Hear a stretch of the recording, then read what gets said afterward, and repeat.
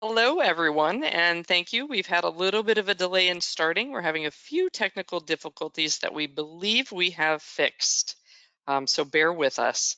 But thank you and welcome to the final webinar in our five-part webinar series, Bridging Human Milk Research to Increase Human Milk in the NICU, using a diversity, equity, and inclusion lens to impact QI disparities in the NICU with Rose Horton, MSM, RNC, RNCOB, NEABC, and FAAN.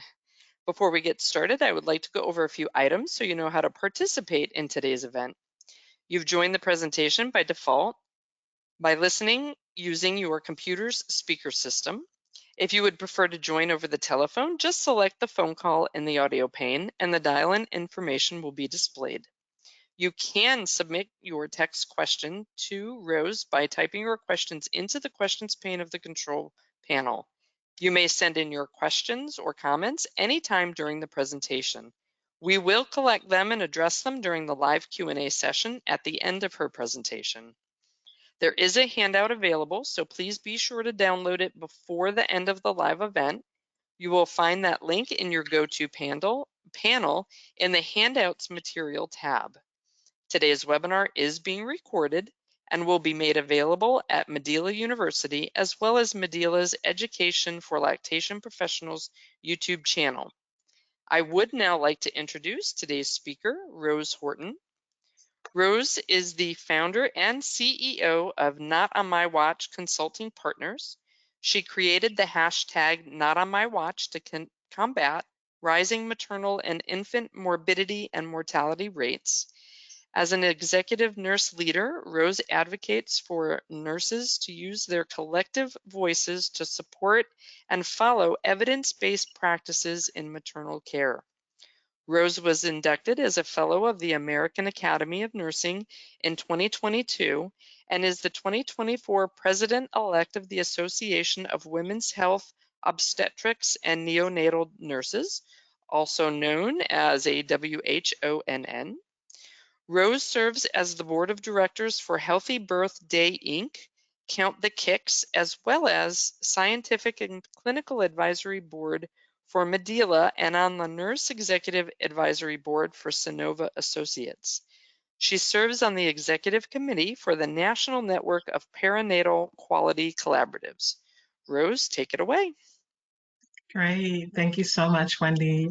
And thanks everyone for being here with us. I'm excited to have a conversation with you and do some Q&A at the end. If I make like a really weird face, don't mind me because my camera may pop off and I can't see what faces that I'm making, but I'm excited to have this conversation. So I'm going to go ahead and advance my slide. So I put this under the disclosure just so that you know that I sit on the Mozilla board. These are our objectives for today. We're going to discuss the current state of care of the birthing community. We're going to define equity. We're going to look at some QI tools and using the lens of equity to do that. And we're also going to share some best practices. So I hope you're ready. Are you ready? I bet you're ready. You can feel free to make a comment. I believe you can do that in the Q&A. So let's get started. We're going to start first about talking about what is our current reality, right? The current state, and why is it important to use the lens of equity. Dr. Verdam and her colleagues did an amazing research study that was published, I believe, in 2018, 2019. And we're going to talk about that study in a minute. But there was one statement in that study that really resonated with me. She said, global health experts agree that how people are treated during childbirth, so we're talking about a defined period of time, how they're treated during childbirth affects the health and well-being of mothers, the child, and the entire family. Wow, I feel like that's huge, right? So my question to you is, how are people being treated during childbirth? What do you think? Do you think we're doing a really great job? Do you think we're doing a mediocre job? do you think that we have some really huge opportunities? I'd love to know your thoughts. And let me show you what she found out. So they sent out 21,000 surveys. They had 2,138 responses. And what we found out is that 1 in 6 women, they shared that they experienced mistreatment during childbirth. 1 in 6. What did that mistreatment look like? Being shouted at, being yelled, being scolded, feeling coerced, people not responding to their questions, their queries, violation of their privacy. 1 in 6. And if you look at the bar graph, you'll see that Indigenous people had the highest rate, reported the highest rate of disrespect, followed by Latina, followed by Black, and followed by white. So that was 2018, 2019. What do you think? You think we're good? We got it together and we're doing a better job? So we have some data from CDC, and they actually did the same thing again. And let me share that information with you. Don't mind my crazy face. So this is what they found out. We didn't improve. Like 1 in 5 women reported mistreatment while receiving maternity care. 1 in 5. We'll talk a little bit more about the stratified data, but I want you to look at the teal data in the bar graph. As I think of myself as a clinician, early on in my career, working as a labor and delivery nurse, there was really never a time where I needed to go into the patient's chart to find out about their insurance. But what you see here is that we are looking at insurance type, and we're deciding whether the patient deserves to be treated with respect and with kindness based on their insurance, which is inappropriate, and our patients deserve better. This is a really lovely summary slide the CDC did. So if we're looking at the aggregate, 1 in 5 women reported mistreatment. If we're looking at just Black women, 1 in 3 Black women, Hispanic women, multiracial women reported mistreatment. And maybe you're saying, well, why are we focusing on the Black and the Latina and multiracial? Um, because that's the group that are dying at a disproportionately higher rate also. So you'll see that there's a correlation between that disrespect and there's correlation with other outcomes. All of that gives me pause. I want you to look for a second at that 45%. That 45%, that really gets me as well. So almost half of the people that were questioned said that if they have a concern, they're not going to share that concern during maternity care. Wow. And I'm thinking, as I'm providing care in a short defined time in a labor and delivery unit, I want to know everything that my patient is concerned about. I want to be privy to that information. And what this is saying is that women are not sharing that information. Why do you think that is? I'm so sad that we're not in person and that I can't use some of the Zoom features that I'm accustomed to, because I'd love to see your chats. But again, you can put something in the Q&A. Why do you think that is? Why are women hesitant to share what they're concerned about? So there's a couple of things, right? And I hope that you're participating. If you're not, there's a couple of reasons why. Um, Number one is there's a fear of retaliation. It's like, if I say something or if I complain, will someone retaliate and I won't get the care that I deserve? We know that there's a documented mistrust of the healthcare system, especially for the marginalized communities. So there's a distrust. I don't trust you. So if I don't trust you, I'm not going to share my concerns with you. As I think about maternity care, especially in the outpatient basis in the clinics where our providers have anywhere from 10 to 15 minutes with patients, is that enough time to have a really significant conversation? If I was worried that the violence in my household was escalating, and I was afraid that my support person was going to kill me, Is that a good time for me to raise it? Would I feel safe raising that concern? I want you to be aware because I know that all of us want to create that psychological safety for our patients so that they're able to share all of their concerns with us. So as we continue to have the conversation, I want you to hear something in the voice of a patient. She said, I hate being shouted and lied to by the midwife. I never dreamed that a woman could treat a laboring woman that way. She was abusive and downright mean. I was refused food and water for 26 hours. I was not allowed to move out of bed to walk around.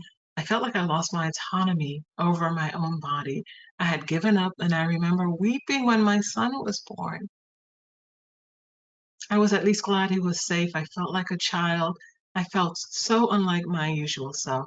These professionals broke my spirit. In the words of our patients, these professionals broke my spirit. And I know that nobody goes to work and say, okay, whose spirit can I break today? But we have to understand the impact of the interactions that we're having with our patients and why having an equity lens is super important for everything that we do. You may have seen this before, but I wanted to share it with you again. Just talking about implicit bias, right? So, what the authors of this article, Hurst, was asking is, hey, I wonder if we have the same level of implicit bias among clinicians and healthcare workers as the general population. That was the question. And the answer they found out after reviewing 40 articles and doing this analysis and summary is yes. Yes, clinicians, healthcare workers have the same level of implicit bias as the general population. This was published in 2017, so it's a little, when you consider it's 2024, it's a little older now. The circles that you're looking at, with race and ethnicity being on the left and social being all the way on the right, from the left to the right, it's higher rated on the left and it's less as you go to the right. So more bias around race and ethnicity, gender and gender identification and sexual orientation, down to socioeconomic, down to age. There's a fair amount of ageism, right? That we have certain thoughts and values about the young people, oh, those millennials, or that Gen Y, the Gen Z, the Gen X. We have thoughts about mental illness. We have thoughts about weight, all of the things. So what is the actual definition of implicit bias? I love this definition. And what we need to know, I call it implicit bias, the sticky wicket, because it's unconscious, right? So it's not top of mind. We're not like fully aware of this. However, it has an impact on our decision making and on our judgment. So not top of mind, but it impacts our judgment. So what I say about bias is that we all have it. We all have bias. Bias is neither good nor bad. It just exists. What I'd like you to do is to be aware of your bias so that you know when it shows up inappropriately. Awareness is my desire to ask for you. Be aware of what your biases are. If you've never done so, and maybe someone could put it in the Q&A for us, go to implicit.harvard.edu. That's implicit.harvard.edu. They have 28 surveys on the site. Start with the one on race and work your way through as many or all of them if you like. They're really interesting because the more you know about yourself, the better human being you become, right? Knowledge is definitely power. So go there. We know that it's a reliable and valid tool. It is from Harvard, by the way. So go there because awareness is super important as we move forward in the work that we do with the birthing community. I love this graphic about equality versus equity. And I have two graphics to share with you, but I really love starting with this one because this is like relatable to the general population, right? So as you look at the equality portion on the top of this graphic, you see that everybody's given the same thing.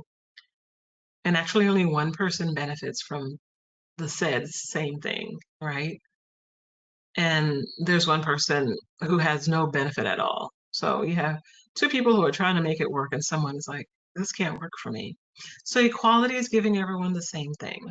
The assumption that equality makes is that we're all starting from the same vantage point. And is that ever the case? Like, never. It's never the case, right? Just as our face is different, our character and how we perceive life is different, so is our vantage point is very different, right? But look at equity. Equity means giving everyone what they need to be successful. So in equality, one person benefited from the same bike and others tried to make it work. But in equity, everyone had one that made sense for them, that they can use, that they can be successful. I have a question for you. As you look at this graphic, and as you look at the person who has ability and mobility challenge, you look at all four of these, which of these solutions do you think is the most costly? Which do you think? And I would imagine that we would all agree that the one for the person who is mobility challenge would be the most costly. There may be a cost initially. There may be a cost initially when we consider equity. But what I want you to consider, here's a person who could not potentially leave their home, who could not work outside of the home, could not get their own groceries, could not be gainfully employed, could not pay their bills, had to rely on subsidy and federal programs. And now this person can get out the house, they can work, they can get around, they can get their own groceries. Now they can be a contributing member of society, right? So there may be a cost on the front side, but there's definitely a benefit on the back side. Here's another visual that I love because this reflects the population that we're familiar with and the work that we do in the service line. And I love this. This is from the Institute of Perinatal Quality Improvement, PQI. I love this. And what I want you to focus on in the equality, again, only one person, everybody get the same thing, but it benefits only one person who has access to the fruit. But you'll see that there's resources that are kind of just chilling on the side, not being used. In the United States, we spend the most amount of money per capita on healthcare. We spend a lot of money. Our outcomes are not great, but we're not talking about that right now. We spend a lot of money. So we are a country of abundance. However, in this country of abundance, we have a scarcity mindset. Our scarcity mindsets makes us think, well, we don't know when we could possibly need that. So we're going to put this right here. We're going to put it here. So it causes us, that scarcity mindset causes us to hoard resources. And then we're not able to help those who need help. When you look at the equity, again, equity is giving everyone what they need to be successful. So somebody needs 3 boxes. Somebody needs 2 boxes. Everyone has equal access. Now, just because we have equal access does not mean we're going to have equal outcome. But the goal with equity is providing equal access, right? All right, so here's a great definition of equity. Birth equity. This was written by Dr. Joya Priya Perry, and it's birth. So I put birth in parentheses because not all of us work in a birthing unit. Maybe you work on mother baby, maybe you're in the NICU, maybe you're in the community, maybe you're in the clinic. So the assurance of optimal conditions for all people with a willingness to address racial and social inequities in a sustained effort. And I love that she put that in there because she's like, listen, we're not going to get to the desired outcomes without asking some really hard questions. And I think that's really important for us to do as well. So what I'd like to do now is I'd like to ask you a poll question. You guys ready for a poll question? All right, I'm going to go ahead and launch the question. Wish me well, and if I have any issues, I know that there's some amazing resources on the call with me that's going to help. So I'm going to launch the question now, and I want you to respond to the poll question. We're talking about QI work. In QI work, does every change result in an improvement? QI work. Does every change result in an improvement? Thank you for participating. I see all your participation. All right, I'm going to give it 30 more seconds. In the QI work that we do, does every change lead to an improvement? All right, I'm going to go ahead and I'm going to close it now. Thank you to all of you who have participated, and I'd like to share it with you. So, are you able to see the results?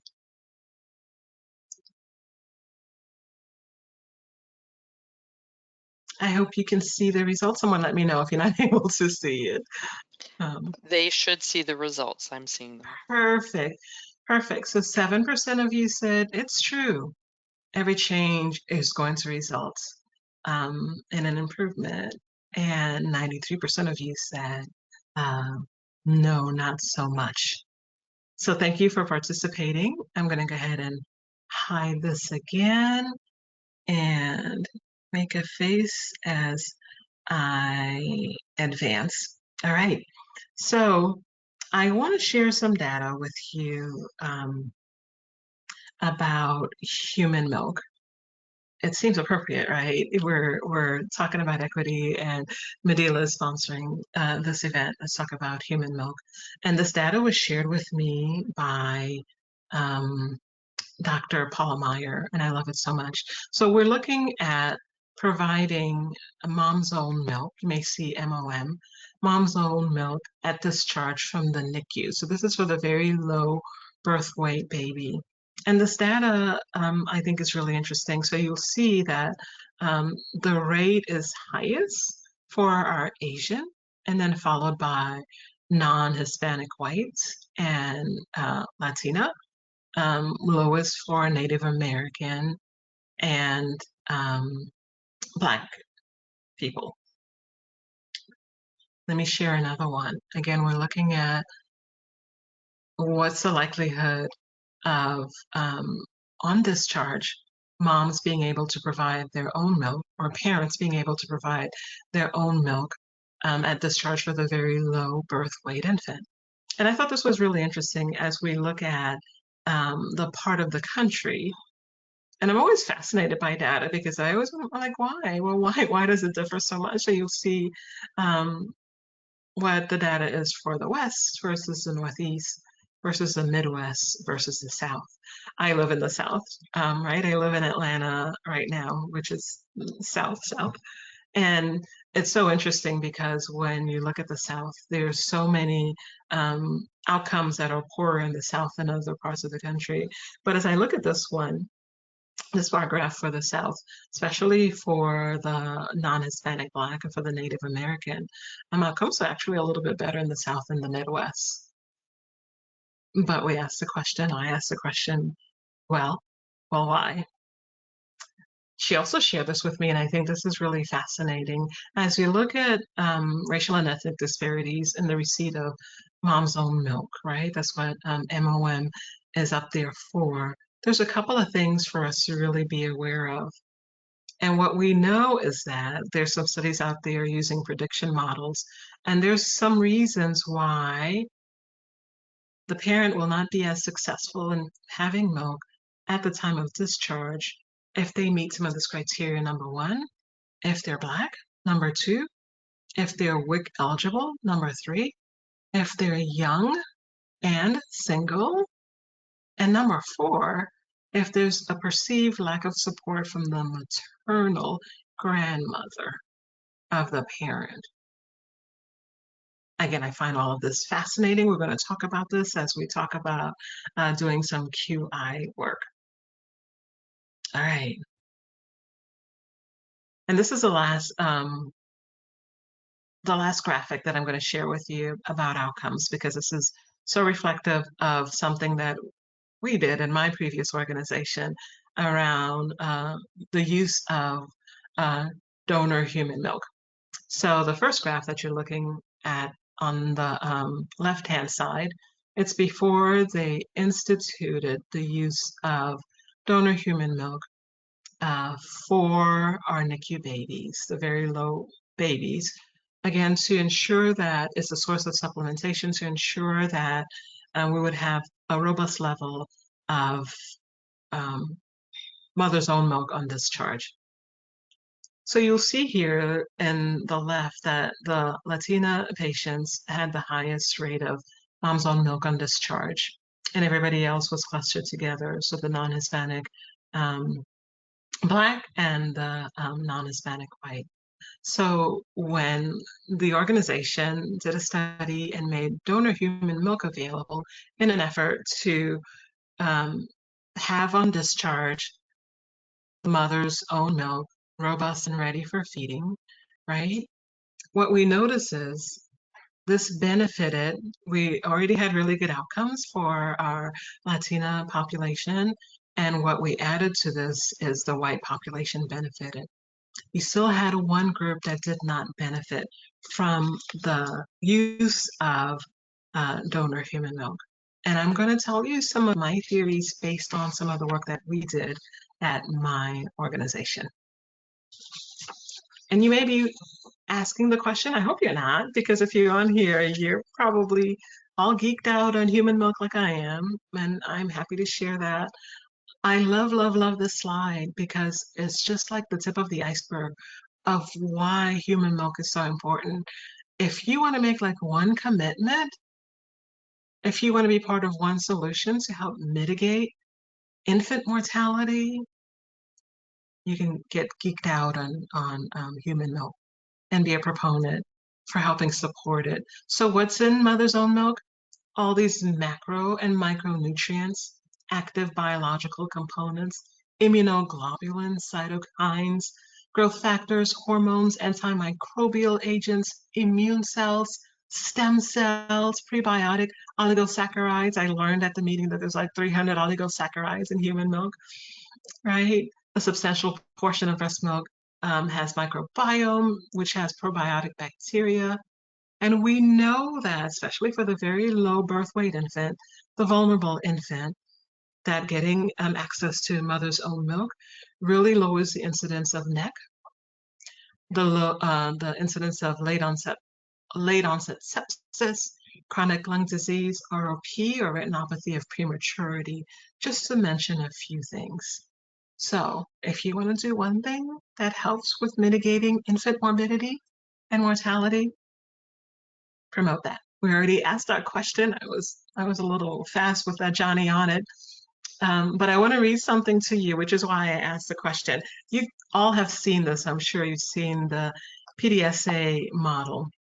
We start with, first of all, what are we trying to accomplish, right? We ask the question. And also we ask, how will we know that a change is an improvement? Which is why I asked you your question. I'm going to read something to you. This is based on data. And here's the quote from data and my research.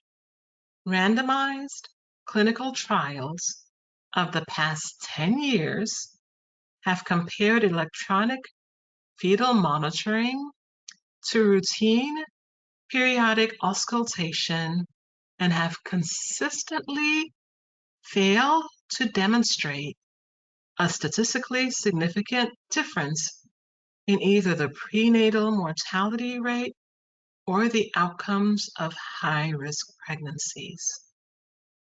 So what is this saying?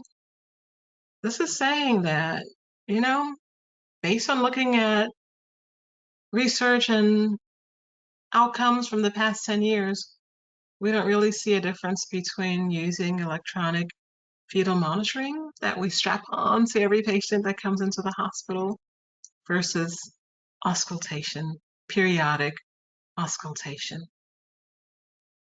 So my question when I ask you is, does every change lead to an improvement? What do we do after we've invested millions of dollars of research in a process? We've gone through the whole approval, FDA approval, being a beta site, alpha site, getting all of the document. What do we do after we've invested millions of dollars in a process and we find out that there's no statistically significant improvement? What do we do?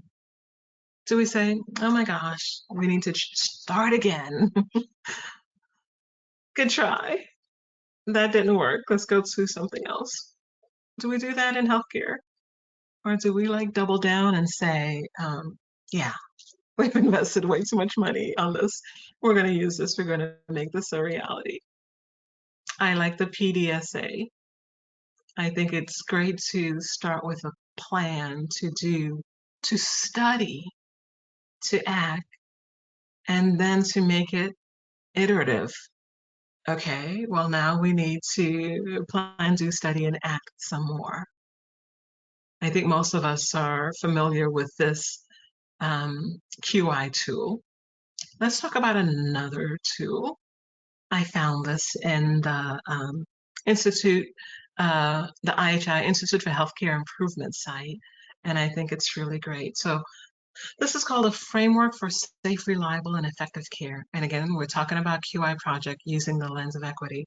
And what I love is it talks about how our culture is interrelated to the learning system. So if you start like at 12 o'clock, maybe right at 11, psychological safety. Do you have psychological safety in your culture? Have you created psychological safety in your culture? Is it a place that people can speak up without fear of retaliation? Do you have a level of accountability? Do you hold everyone accountability at the same level? I'm actually in a hospital today. I'm sure you can see my background. I'm in a patient's room, and I had this conversation just today. It's fresh in my mind because someone in our group, we were having this conversation about accountability. She's like, I have a question, Rose. She's like, it would seem that at sometimes some people are held to a certain level of accountability, while other people who may or may not have more initials behind their names, who may or may not have a higher level of responsibility, they're not held to the same level of accountability. We had a really great conversation about that. We know that accountability needs to be the same across the board. So what else is in our culture? Teamwork and communication. Do you have a culture that fosters teamwork and communication? Do you have transparent communication? Is it timely communication? Do you have a culture that's a big proponent of negotiation? Negotiation means that we have conversation and we come to an understanding collectively, right? And then you'll see in a darker brown box, leadership, still part of the culture. And I feel like IHI called out leadership because leadership is really impactful in all of these things. Not in isolation, but definitely in demonstrating and modeling the behaviors that leads to psychological safety, leads to accountability, teamwork, and negotiation. And again, I love this framework because we're centering engagement of patients and family. I love anything that puts the patients and the family in the center because that's why healthcare exists. We exist to take care of patients and family.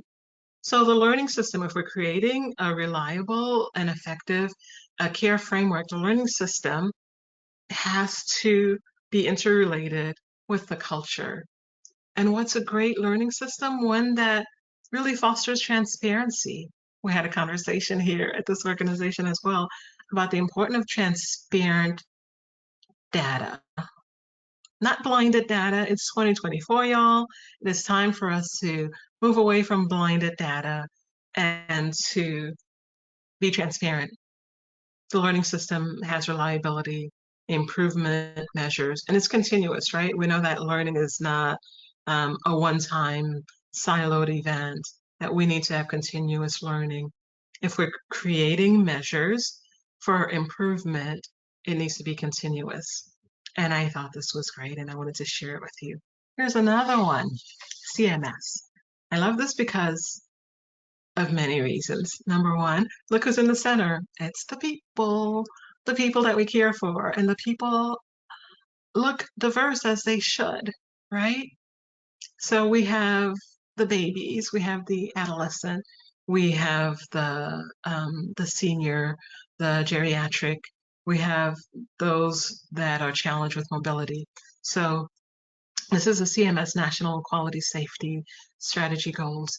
And I loved it and pulled it out because they called out equity. They said, you know what, it's super important for us that we advance with health equity and whole person care. I love all of those words, whole person. So not episodic, but the whole person. What does the whole person need? Equity and engagement, outcomes and alignment, interoperability and scientific advancement, and safety and resilience. These are the national quality safety goals that CMS really wanted to lean into and say, this is what we want to focus. And I thought it was a great example to share with you so that we can focus on um, how do we embed equity in the work that we do in our institution. And then they took it to their strategic plan. And again, what I want to show you here in their strategic plan, they start with advance equity. Advance equity by addressing the health disparities that undercut the healthcare system. What disparities do you see that's undercutting your healthcare system? All of the other things are really great about expanding access and engaging partners, but they were very intentional in saying, hey, we want to advance equity. Here's a definition that CMS has for equity, dated 2023. The attainment, it sounds a little familiar, of the highest level of health for who? All people. This is saying that all people deserve that the highest attainment of health, right? It's not just somebody. And they go on to specifically call out, what do we mean by all people? They're like, okay, we'll tell you what we mean, regardless of their race, ethnicity, disability, sexual orientation, gender identity, socioeconomic, geography, preferred language, and other factors. Highest optimal health for all people. And I think that's a really, really great definition. So, as part of the CMS, the Center for Clinical Standards and Quality, I wanted to call this out because they have a couple of things that they have shared on their site as it relates to quality and it relates to equity. CMS is purporting we finalize health equity focused measures in all settings. So health equity is going to be embedded in everything that CMS is expecting hospitals and healthcare organizations that are paid by CMS to do.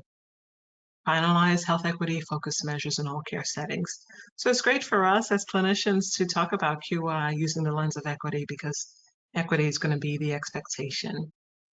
They talked about, and this is 2023, finalizing the birthing friendly hospital designation. We'll talk about that in just a minute. Directing quality improvement resources to populations identified for the greatest health disparity. I love that we call this out. So equity, we've already defined as giving everyone what they need to be successful, which means that sometimes people get more than others. In your experience, I'm really curious, in your experience, how do some people react when other people are getting more resources than them? Is everyone like super happy? Yay, she gets more. How do some people react to that? Some people are a little snarky about it. Well, why does she get more? Why don't I get more? And the fact is you don't need more. You have access to the tree. This person does not have access to the tree. Again, that mindset really gets in the way of us moving forward and leveling the playing field. So I love that CMS said, you know what? We want to put resources to the populations that we've identified that has the greatest health disparities. And of course, they want to propose rewarding excellent, and it's all tied into our reimbursement. So for those organizations that do a really great job, you get a higher level of reimbursement. It's tied to that, which I think is super important. So the birthing friendly designation that went live just last year captures hospital maternity care improvements efforts. And the expectation is that hospitals will use at least two of the AIMS bundles. Um, the impact is to enhance focus on health equity.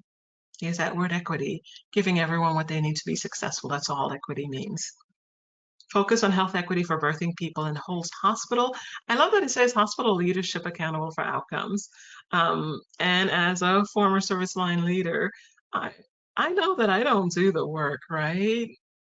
I set the tone, I create accountability, I remove barriers. I don't do the work, but it calls out leaders. So my job as a leader is to foster that engagement and to foster that negotiation with our team so that we have the outcomes that we need, because I can't do it.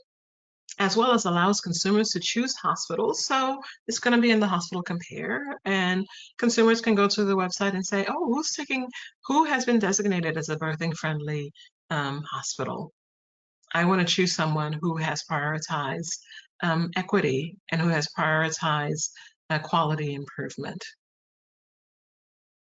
So we've done away with this bundle, and I have to tell you, it makes me personally sad because this bundle was transformative for us in our healthcare organization. It started with this bundle. It took us down this amazing path, and as a result, we've had some amazing, amazing outcomes.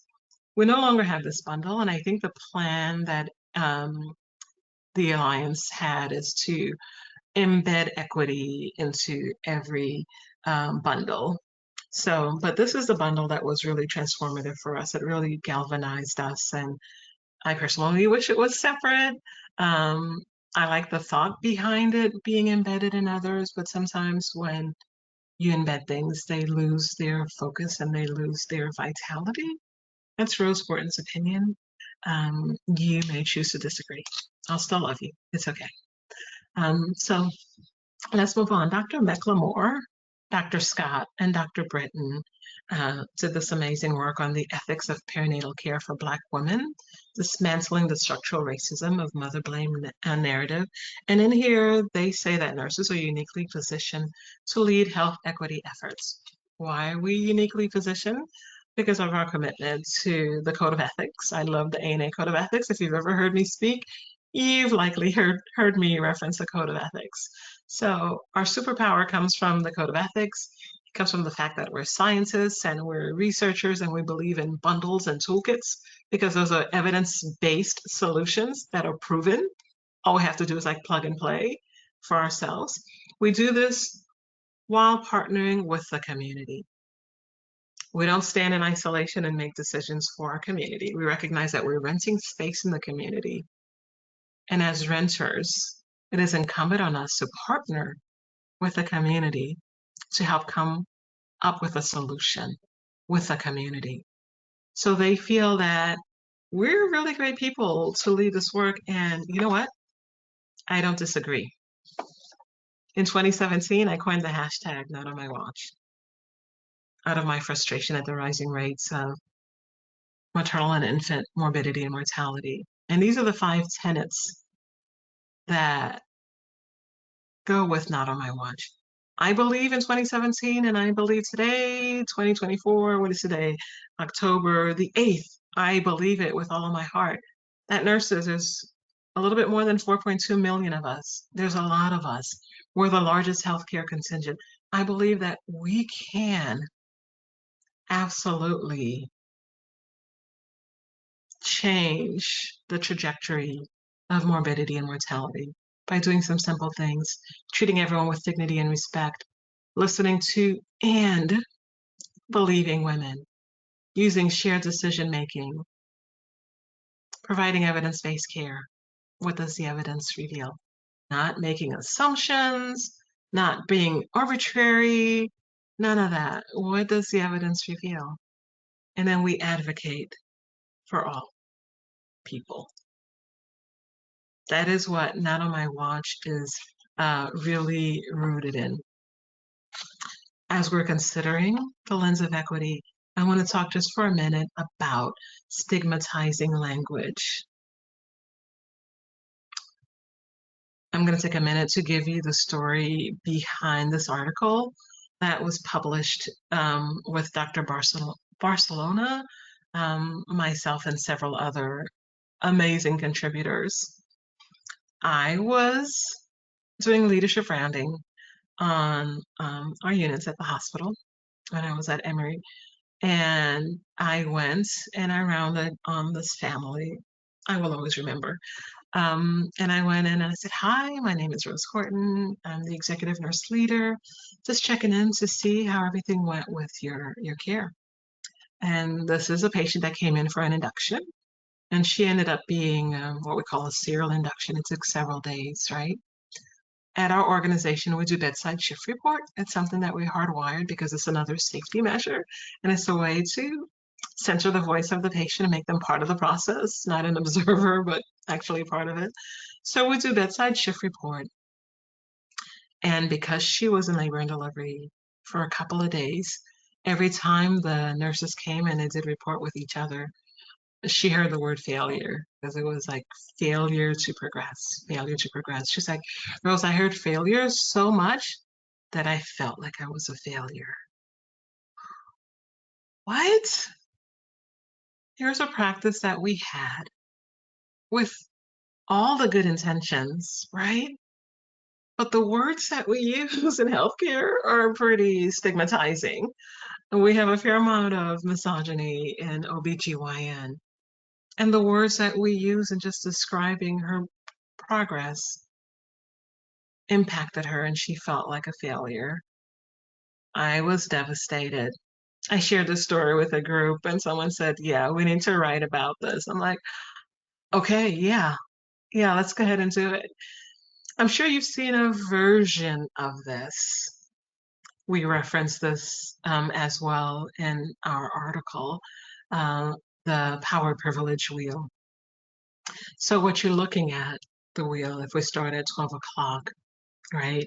Everything on the outside is the way that we measure people. So skin color, formal education, ability, sexuality, gender, body size, wealth, language, age, marital status, employment, citizenship. And this is not all inclusive, right? We find many ways to judge and measure people. Now, those in the margin, right? So if you're dark skinned, if you've only had elementary education, if you have a disability, if you're gay or trans, if you're large and in charge. All of these are the margin. That's where we come up with a marginalized community. The closer you are to the center, the more privilege you have. The closer you are to the margins, the less privilege you have. And we've decided this ourselves. So if you look in the center, if I am white and I have a college education, I'm able-bodied, I'm cisgender, I'm thin and svelte, I'm wealthy, if I have mastery of the English language, all of these, the closer I am to the center, the more privileged I am. I thought it was important to share this because as we think about using the lens of equity, making sure that the processes that we're putting in place benefits everyone, we have to intentionally call out the marginalized. How is what we're putting in place benefiting the marginalized? Because these are the people who are at the highest risk. So it's time for our next poll question. And I'm going to go ahead and launch that question. And the question is, which of these is not an example of a marginalized person? Not an example of a marginalized person.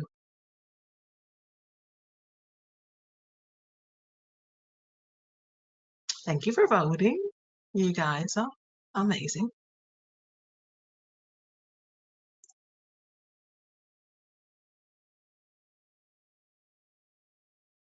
Yay, this looks great. This looks so interesting. I'm going to give you 30 more seconds.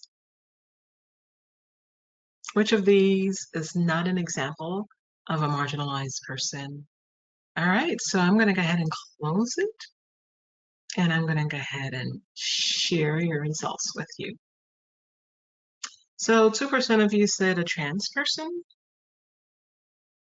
5% said a person suffering with substance use disorder. We didn't have substance use disorder on this power privilege tool, but there's many of them who have it.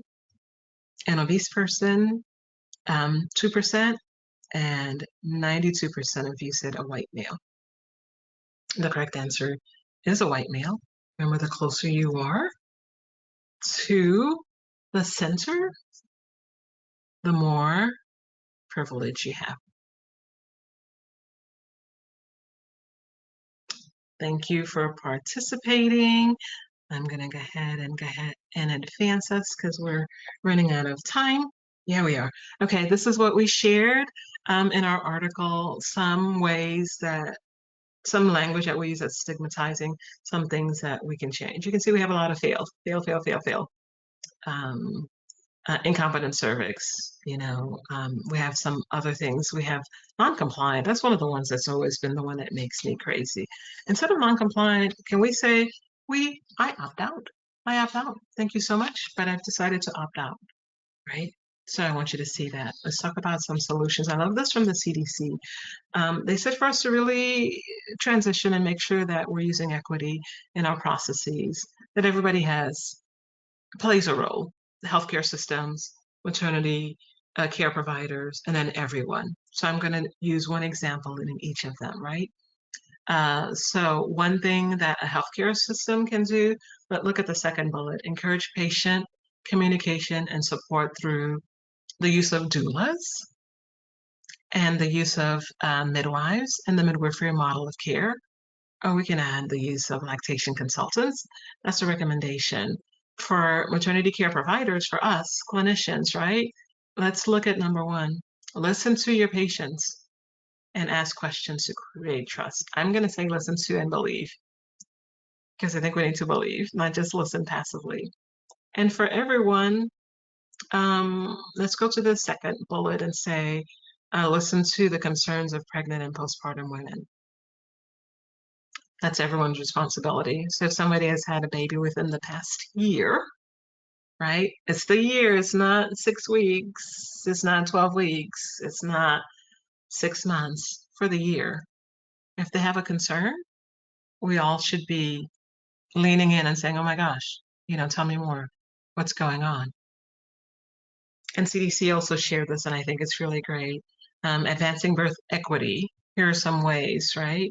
We advance birth equity by improving understanding of the leading causes of pregnancy-related death by supporting state networks of teams to improve quality, by improving communication. Partners are advancing equity by making respectful care part of the patient safety bundle. I love this because that's what I'm talking about at my current location, respectful care. Developing toolkits to promote respectful care in maternity, providing ongoing training providers. These are all the things that we can do to advance equity. So I'm going to end with, I believe this is it. I'm going to end with a quick story for you. The data that I'm sharing is from my organization, my previous organization, when we were intentional in leaning in and looking at our outcomes with the lens of equity. When we started looking at our breastfeeding rate, The aggregate rate was great. We're doing a great job. But when we looked at the rate by race, we discovered we're doing a great job for some. And why is that? And when I tell you that we like hunkered down and did a lot of research and shared a lot of data and made a lot of quick, rapid, a small test of changes, what I can tell you is possible if you're focused, if you take ownership, if you recognize champions, if you promote diversity. We're able to change the rate of meeting exclusive breastfeeding goals in one fiscal year to look more equitable. We're talking about 3,500 births a year. We're talking about a lot of lives touched. And we talked about the great value of human milk. We were super, super proud of these outcomes. So it's possible using the lens of equity is very, very important. So I'm going to leave you with this. If you have some questions, we'll have about 1 minute to address your questions. We do have about 1 minute, but your presentation was incredible. So thank you for that. I think the one and only question we're going to be able to address is, bear with Drum me. roll. Drum roll. Roll, please. Oh my goodness, bear with That's me. okay. That's okay. So here's some quotes for you Here to it is. consider as we're looking. Okay, Oh, go I'm ahead. so sorry. How Go can ahead. nurses lead health equity efforts to resolve perinatal health disparities? Um, that's a really great question. I want to remind everyone about the power of your voice. So you can lead it by, I'm going to give you a great example. Someone came to me, one of our nurses came to me in 2019 to my office. She's like, Rose, I want to start using TXA as a solution for postpartum hemorrhage. I never heard of TXA in 2019.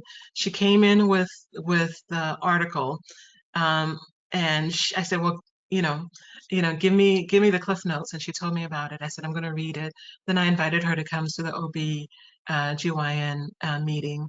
I said, you want to do that? Can you present on this? I can help you do your slides. She's like, I think I can do it. She was in grad school, came to the OB/GYN meeting, talked about it. The OB/GYNs were like, oh, this is a great idea. I'm like, great. We brought in the vendor. We did more education. And then we had it available. Don't underestimate the power of your voice. If you see something, you've done some research, or you've observed something that's not working, you came from another organization and you did this and it worked so beautifully, you need to raise that. Go to your leader and say, hey, I would love for us to do this. I think we can have some great outcomes. Here's an article. Have a journal club meeting, and then do your PDSA. Start doing some rapid changes. You can take the lead. If you have a department, if you have resources and you have a department that focuses on quality improvement, pull them in. Say, I want to do this. Can you help me? Can you help me pull out some information? Learn how to do an S-bar. We don't have time to talk about that, but you can reach out to me and I can help you do an S-bar so that you can present your thoughts in a way that's very understandable and readable.